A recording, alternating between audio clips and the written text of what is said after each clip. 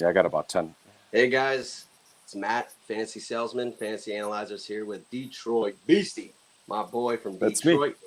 We're about to get ready to discuss what this Fournette move looks like.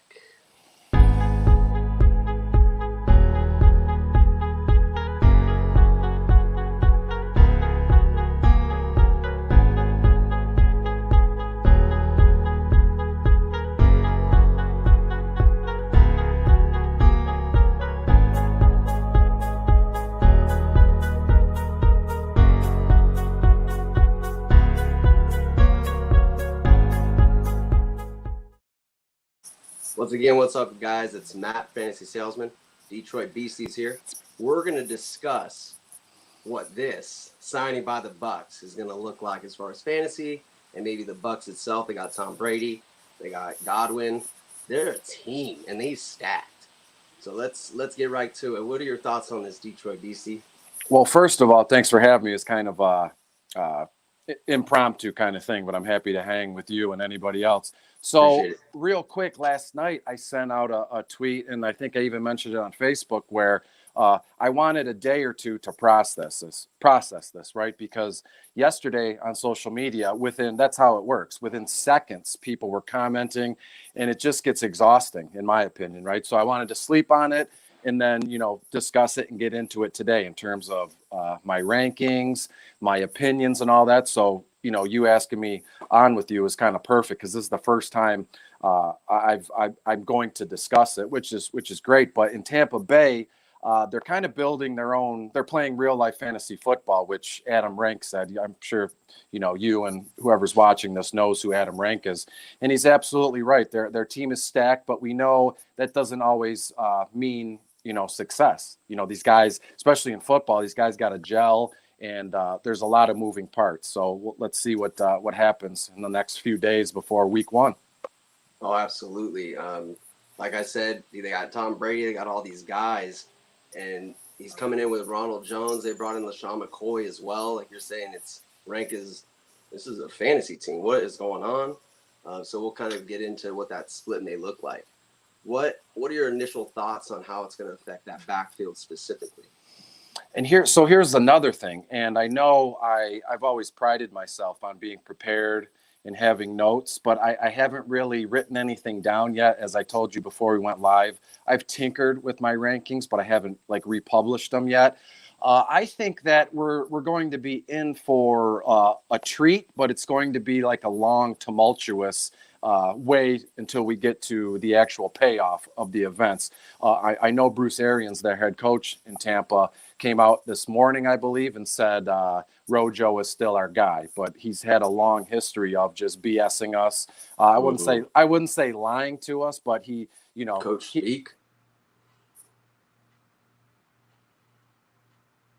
That regardless of what he says, Leo Fournette is the guy in Tampa Bay. How could he not be?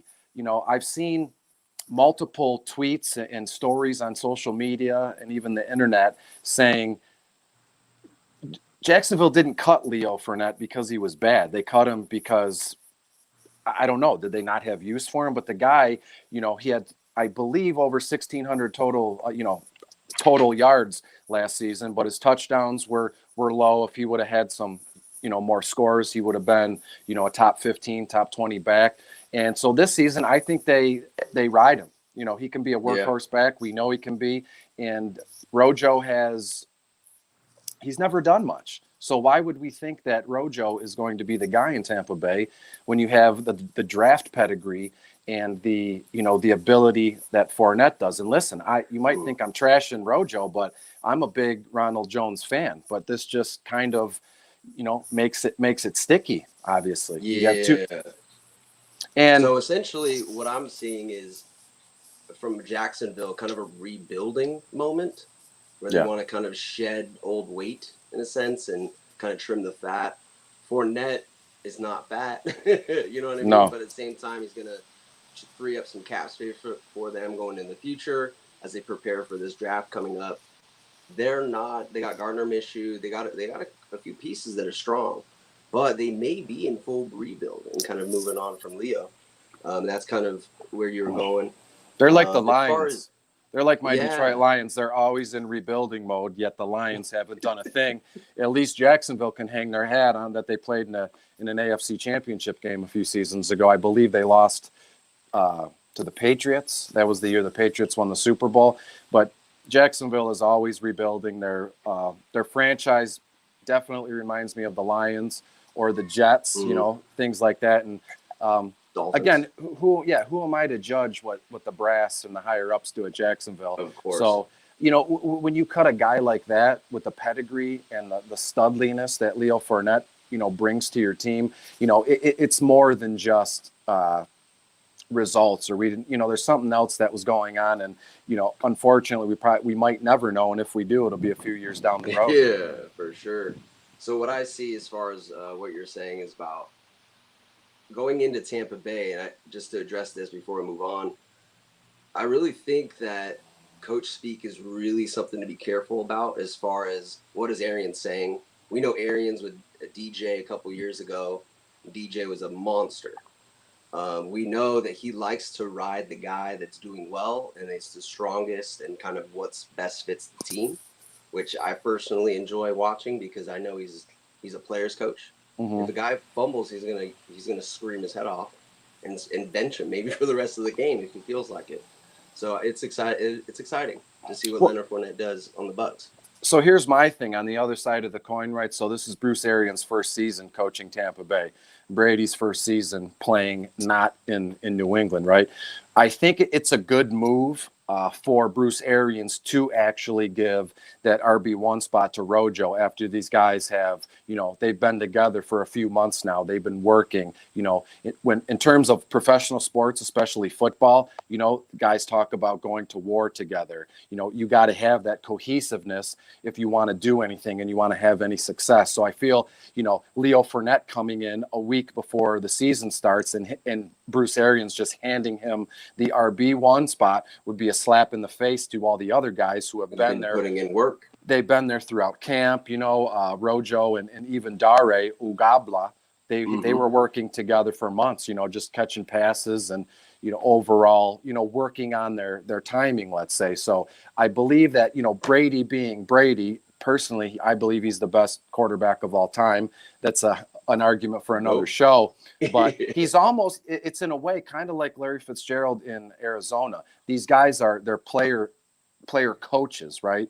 And first ballot Hall of Famers, that kind of speak.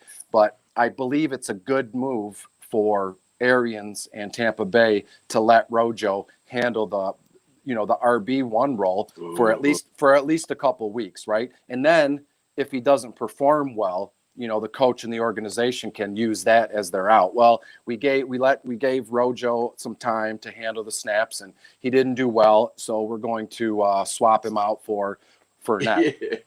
Yeah, absolutely. So moving on to our last kind of wrapping up, where do you see Fournette as far as your rankings as of now? I know you're making adjustments. You're kind of in that period of where does he land? Give me some guys he's around or maybe that tier he's in. Sure. So I have him ahead of guys like, and this was last night after, we heard what was going on. I have him ahead of guys like Le'Veon Bell and James Conner, we know, but we don't know what the heck is going on with Gase in New York in terms of Frank Gore's getting carries, Le'Veon Bell. I mean, it's really odd, right? And then James Conner, who I'm a fan of, again, we don't know how it's going to shake out. James Conner had one really stud season, and then he's battled injuries ever since then. He's a cancer survivor. I respect him with everything that I have. He's a hardworking, humble kind of guy. He doesn't talk much. He lets his play do the talking. But as it stands right now, I have Leonard Fournette, I believe, in the late teens, early 20s. As I said, I will publish my rankings, in a few hours. You can find those on Fantasy Pros new gig I got going on in terms of ranking. Congrats, bro.